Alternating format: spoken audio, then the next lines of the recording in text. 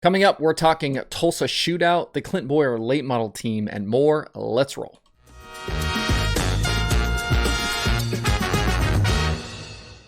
Today is Wednesday, December 29th, 2021. Welcome into Dirt Tracker Daily. I'm Justin Fiedler. Racing at the Tulsa Shootout has started this morning with heat races going all day long. I actually have it on the screen. If you could see my office, it's actually sitting right next to me already on flow right now. Passing points are the name of the game, with drivers trying to accumulate as many as they can to set themselves up for the rest of the weekend. If you start up front, you got to stay there. And if you start further back, you got to move forward to try and make your way into a qualifier. Those passing points are going to create some serious desperation, and you're going to see four wides, you're going to see bad sliders, and just general aggressiveness from the competitors because they got to move forward and they got to do it now. Mix in some inexperience, some young drivers, and you've got the perfect formula for some wild racing. If you want to see the future of the sport, though, this is a great event to dive into. Mixed in are a lot of the drivers you're going to see down the road racing in midgets and sprint cars around the country. And I think that hate and vitriol I talked about earlier in the week comes from the hope that some of these kids and families have with this event. You can get discovered inside the expo during the Tulsa Shootout, and it's led to some checks being written and some wild moves being made. So you get people upset about an aggressive move, some jealousy about money, and this current world we live in where everyone is just mad about everything, and then you watch the nasty tweets fly. In between, though, you're going to see some fun racing and plenty of drama. Already this morning, we've seen Kyle Busch ripping the lip and then dropping F-bombs on Flow Racing. So make sure you're tuned in all day and so you don't miss out on all the crazy stuff that's going to happen.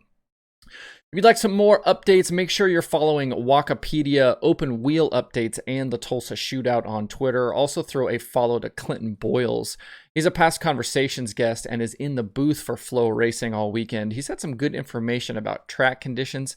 And since he's a racer, he sees things during the racing that the rest of us often don't notice. He's definitely a big addition to that broadcast team.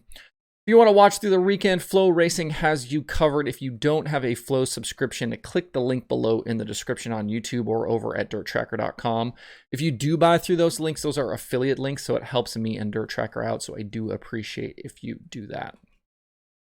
In some weekend event news, the hangover at 411 Motor Speedway in Tennessee has been shifted to just a one-day event with wet weather forecasted over the next few days.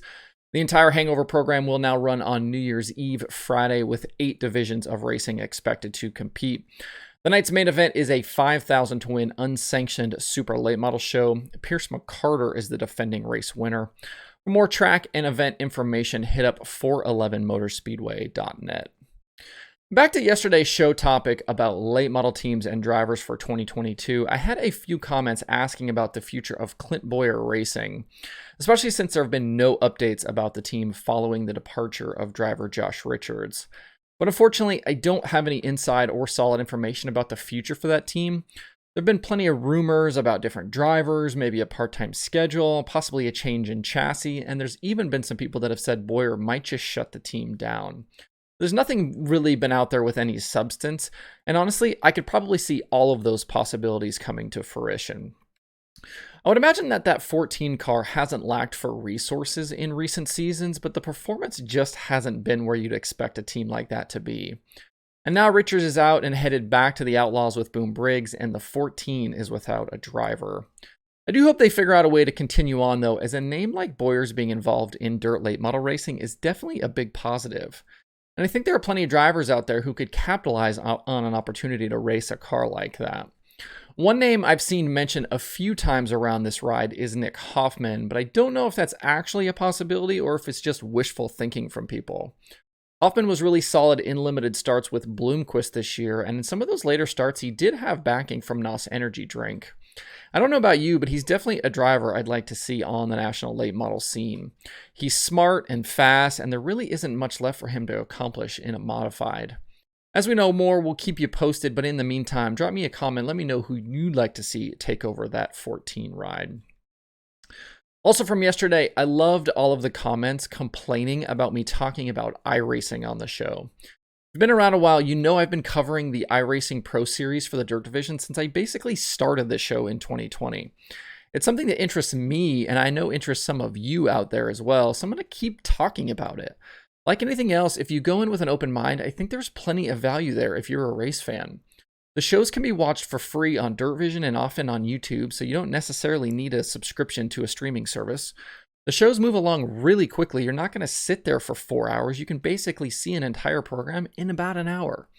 And if you watch The Outlaws on Dirt Vision, you'll recognize Chase Rodman's voice. He does the play-by-play for the World of Outlaws iRacing stuff.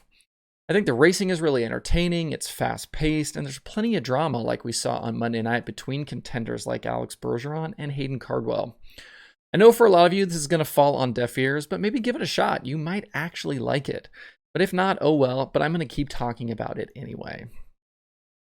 If you're looking for other podcast episodes this week, Wing Nation has Justin Clark, Passing Points has Joe B. Miller, and there's a new episode of The Dirt Reporters.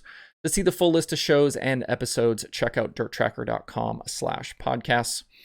There are 3 shows on the streaming schedule today. Flow Racing has day 1 of the Tulsa Shootout, which obviously by the time you watch or listen to this episode is already live over on Flow. There's also Flow Racing 24/7. Dirt Vision has weekly dirt car esports action from Cedar Lake Speedway. Speaking of iRacing, if you want to watch some tonight, you can do that over on Dirt Vision. To see the full daily streaming schedule with links to watch, visit dirttracker.com/watch tonight. A quick show note, tomorrow is the last show of the week, and I guess the last show of the year as well. We're going to go ahead and take Friday off, but we will be back Monday. A lot of fun stuff planned for tomorrow's show to kind of wrap up the year as well, so don't miss out on that one. That's it for the show today. Hope you have a good Wednesday. If you have thoughts about the topics on today's show, please leave them in the comments below or tweet at me. Thanks everybody for tuning in. We'll see you tomorrow for more Dirt Tracker Daily.